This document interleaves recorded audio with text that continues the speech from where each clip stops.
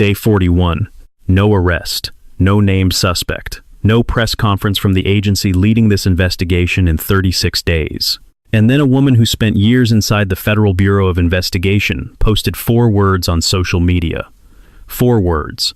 And the entire true crime community stopped cold. Not because she said Nancy Guthrie was alive. Not because she pointed a finger at anyone by name. But because in 41 days of publicly tracking this case, she had never used those words.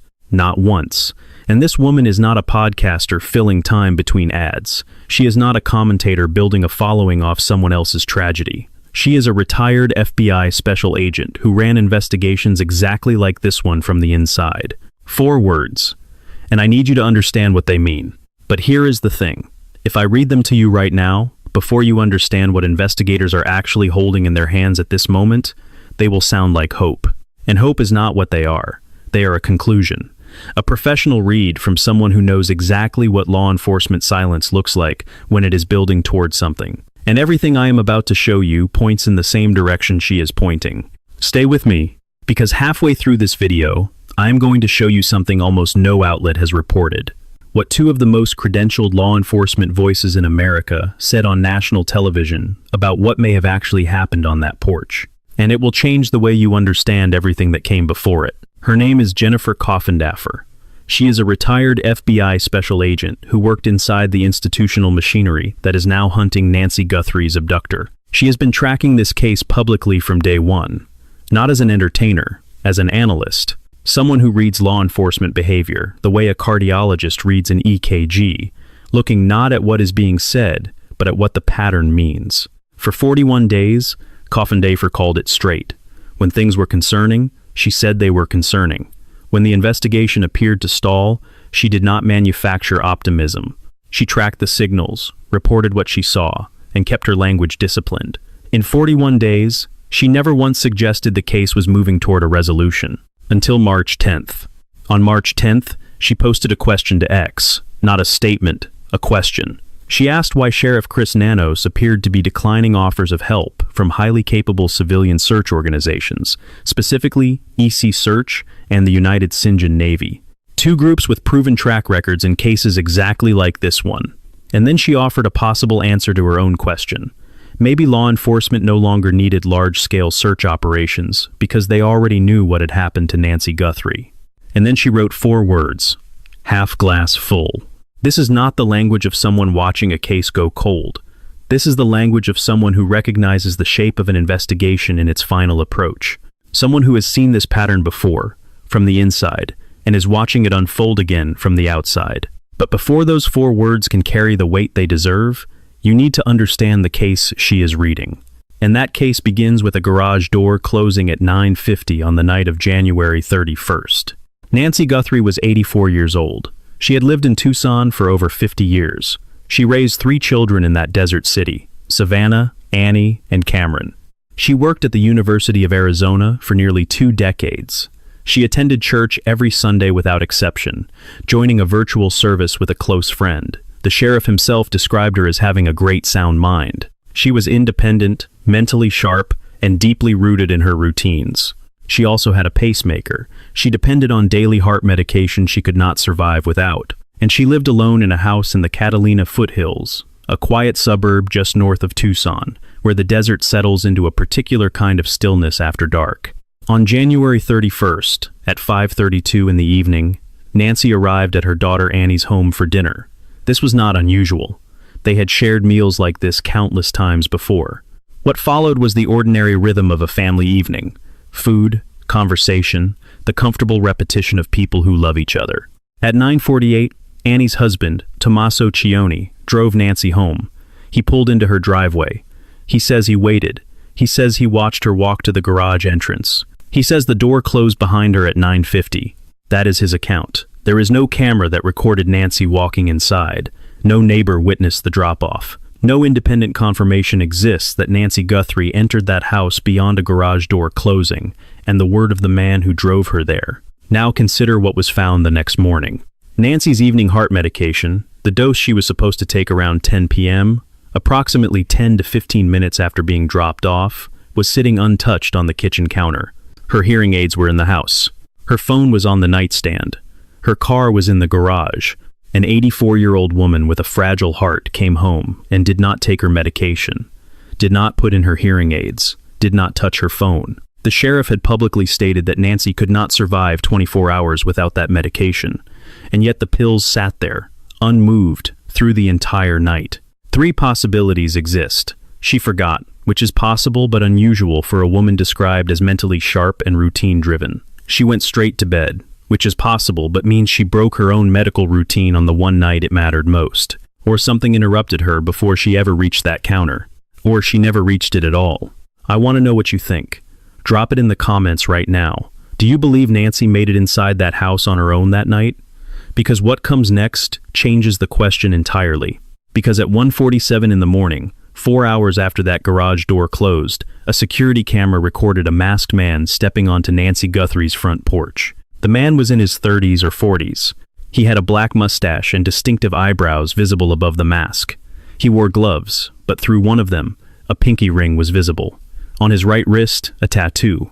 On his back, a specific piece of gear, an Ozark Trail 25-liter hiking pack, the kind sold at Walmart.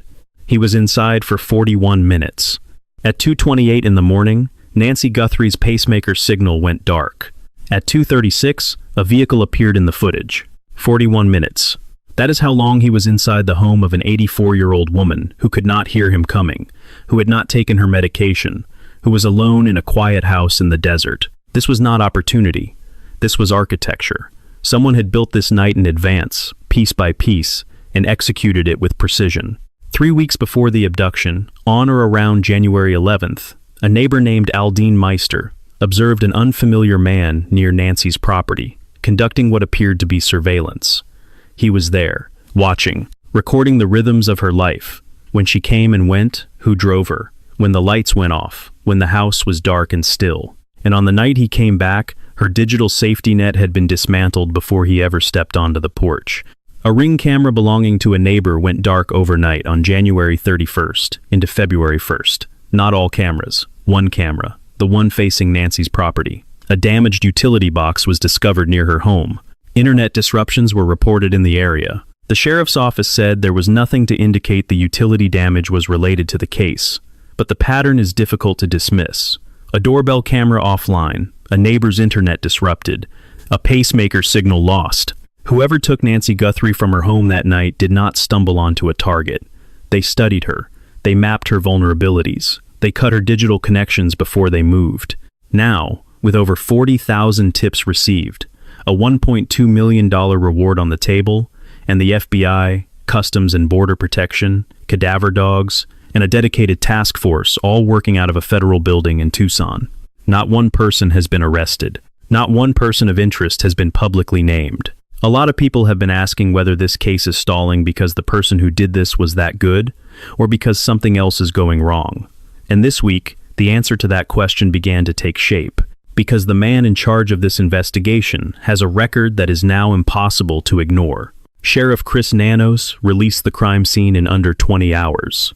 In cases involving violent abduction, standard protocol calls for holding a scene for at least 48 to 72 hours. Forensic experts and former investigators have described this decision as indefensible.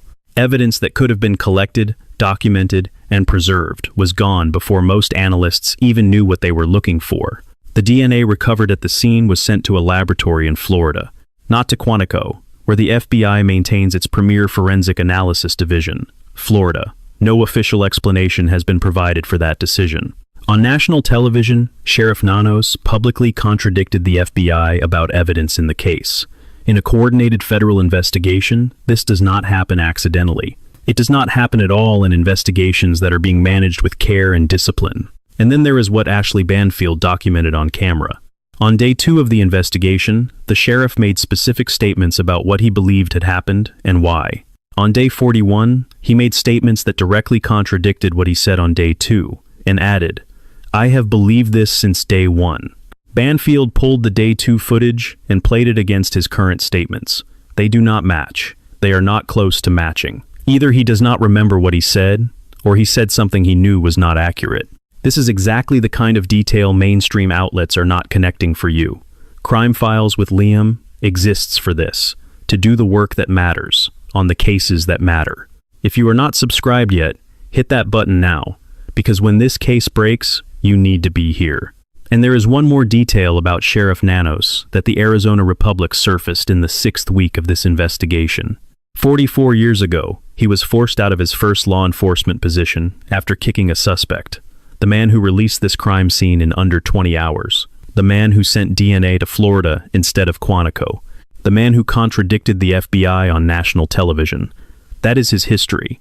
But despite everything Nanos has done, or failed to do, the FBI has been running its own parallel operation. And the center of that operation is a piece of evidence that has not been returned to the family in over 6 weeks. The blue Honda CR-V, belonging to Nancy Guthrie, has been sitting inside an FBI evidence facility in Tucson for over 6 weeks. 6 weeks of swabbing surfaces. 6 weeks of scanning electronics. 6 weeks of cataloging every fiber, every hair, every microscopic trace left behind on the seats, in the trunk, and along every interior surface of the last vehicle Nancy Guthrie rode in alive. 2 retired FBI agents went on national television and said the same thing independently. The fact that this vehicle had not been returned to the family after more than a month defied every standard protocol either of them had ever seen. In a typical criminal investigation, a vehicle is processed and returned within 2 to 3 weeks.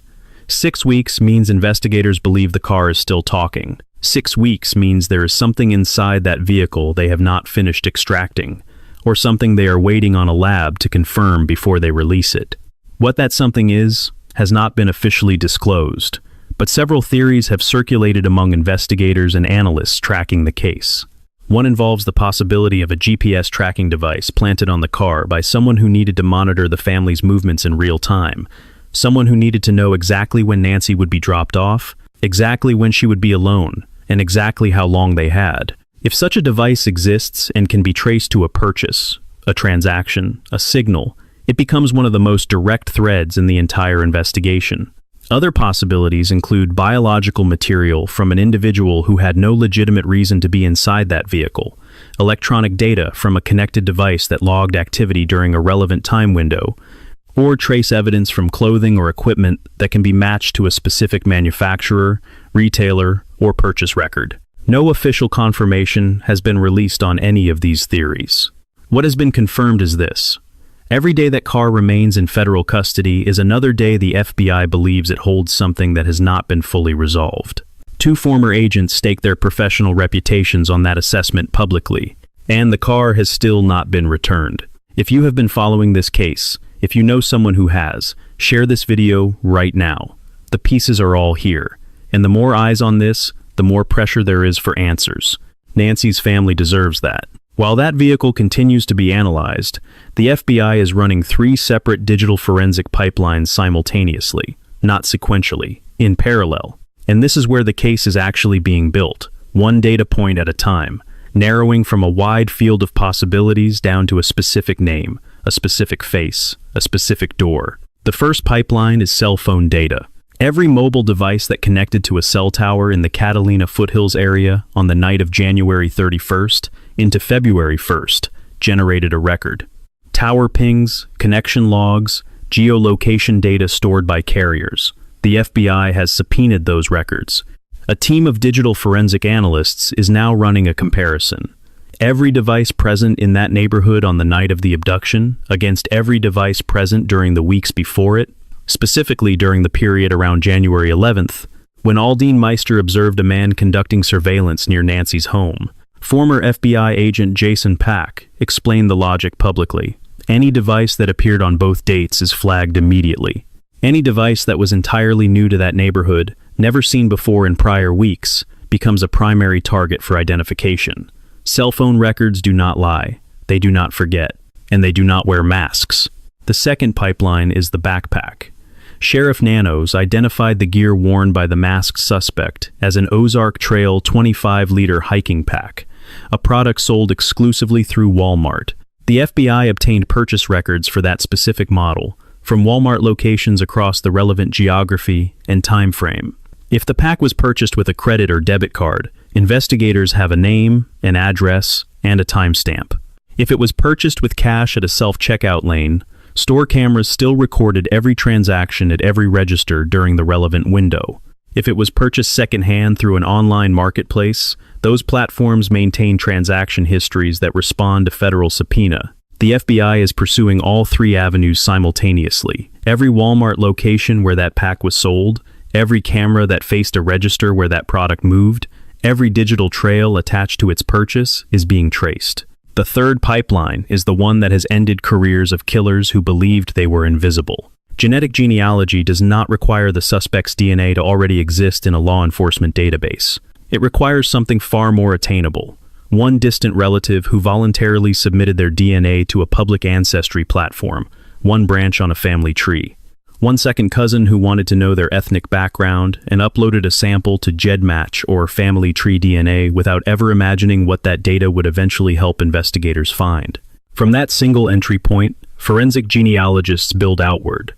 They construct a family tree branch by branch, cross-referencing public records, birth certificates, marriage filings, obituaries, until the tree produces a candidate who matches the physical profile in the evidence. Then investigators confirm or eliminate through targeted collection.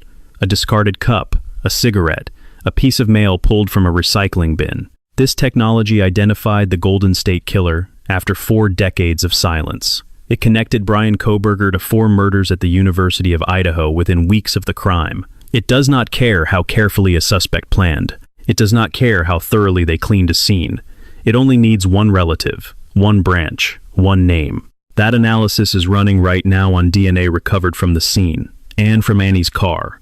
The labs are working. The tree is being built.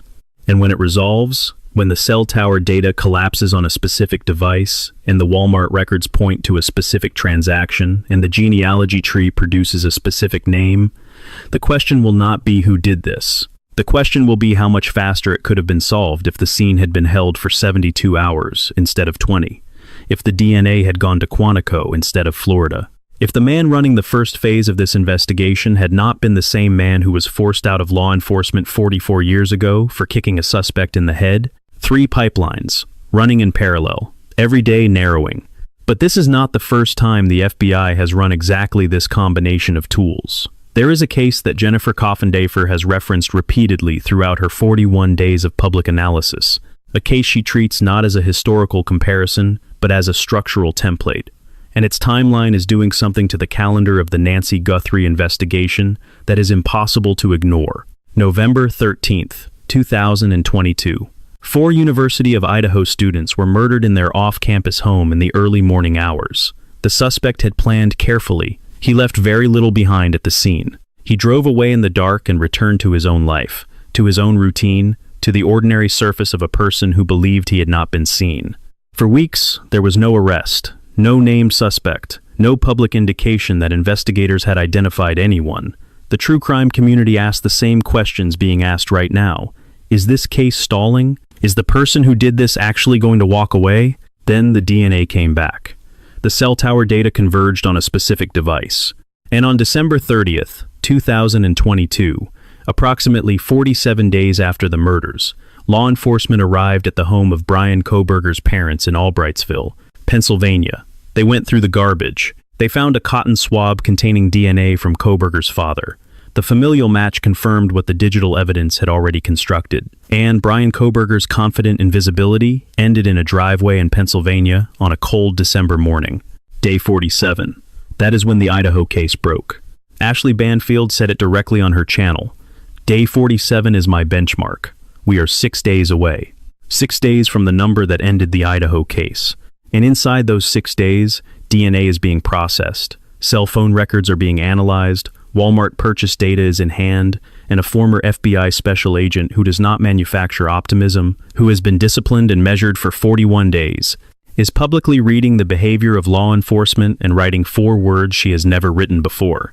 Former NYPD Deputy Commissioner and FBI Assistant Director John Miller went on national television and said the blood found on Nancy's porch is the key denominator. That it tells investigators the crime went wrong immediately. That what came after, the apparent staging, the silence, the constructed narrative around her disappearance, may have been built not to facilitate her recovery, but to cover what was done to her on that porch in the minutes after the door closed.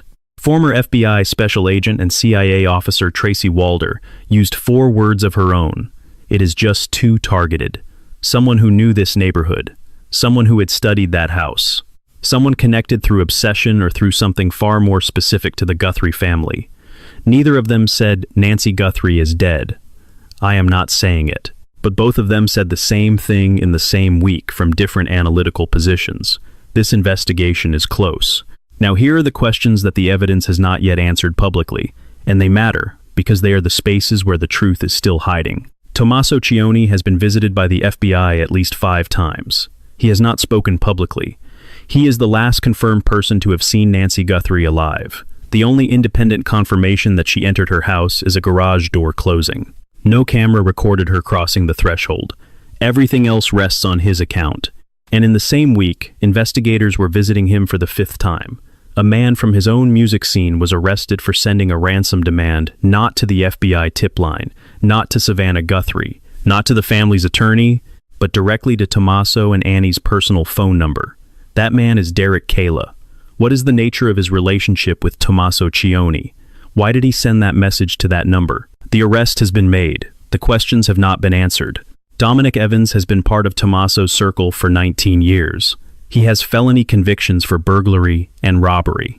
His height, his build, and his facial hair match every detail in the FBI's public description of the masked suspect. He has never been publicly named as a person of interest. Why?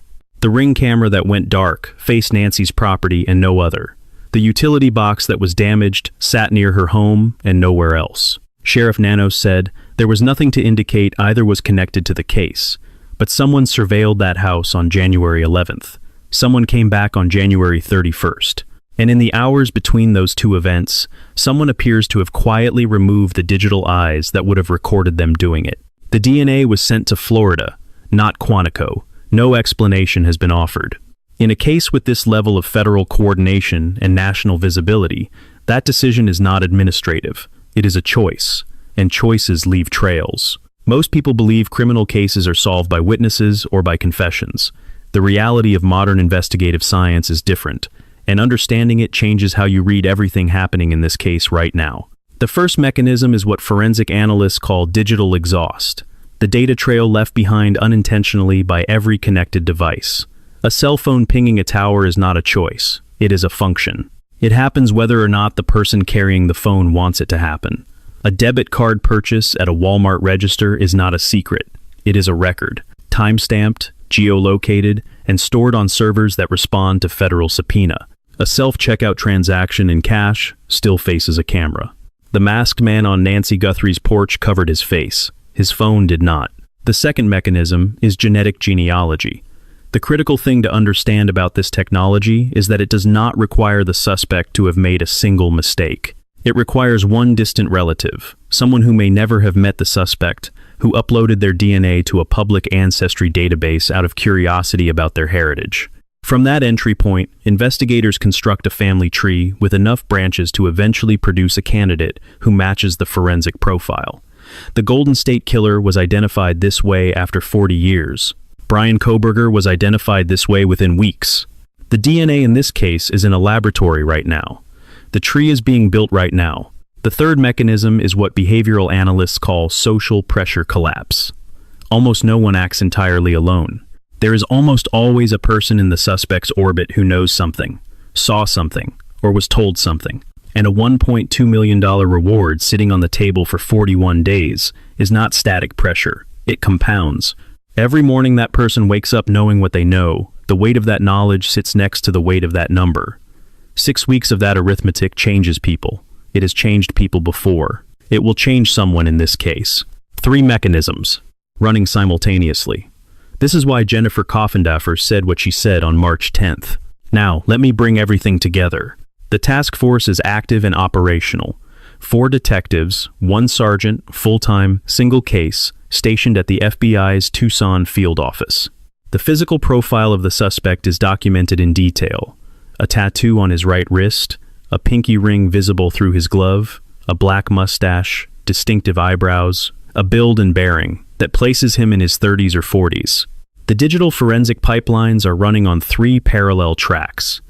A $1.2 million reward is compressing everyone in this suspect's life who knows what happened. The civilian search organizations were turned away, and the most credible reading of that decision, from someone who ran investigations inside the Bureau, is that the search phase is over because the investigation has already entered its final phase. Two former FBI agents used the same word in the same week, independently, from different analytical frameworks, close, and Jennifer Coffendafer, who spent her career building exactly this kind of case, who has been disciplined and measured and precise for 41 days, looked at the pattern of how this agency moves, and wrote 4 words she had never written before: half glass full. That is not hope dressed up as analysis.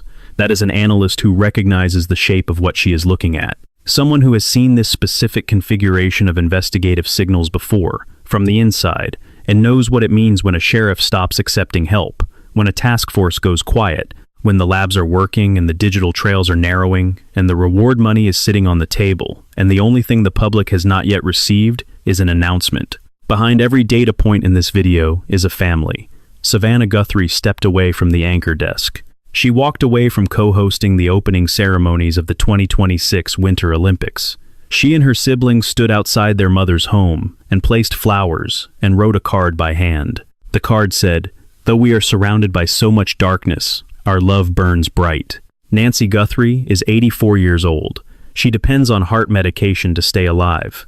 She has been gone for 41 days. And somewhere in someone's life right now is a person who knows exactly where she is, sitting with that knowledge, waking up with it, carrying it through every hour of every day, while $1.2 million waits on the other side of a single phone call. If you recognize the eyebrows, if you recognize the pinky ring, if you know someone who bought an Ozark Trail backpack and gave you a reason to wonder, the number is 1-800-CALL-FBI, anonymous. Confidential. The reward is real. Somebody knows. The call takes 30 seconds. And on the other side of it is a family that has been writing cards in the dark for 41 days, asking for their mother back. If this breakdown gave you something that the headlines did not, hit like and subscribe to Crime Files with Liam. I cover these cases the way they deserve to be covered, with evidence, with context, and without filler. And if you want to go deeper on the connections in this case, Dominic Evans, Derek Kayla, and the 5 FBI visits to Tommaso Cione's door, that video is next. I will see you there.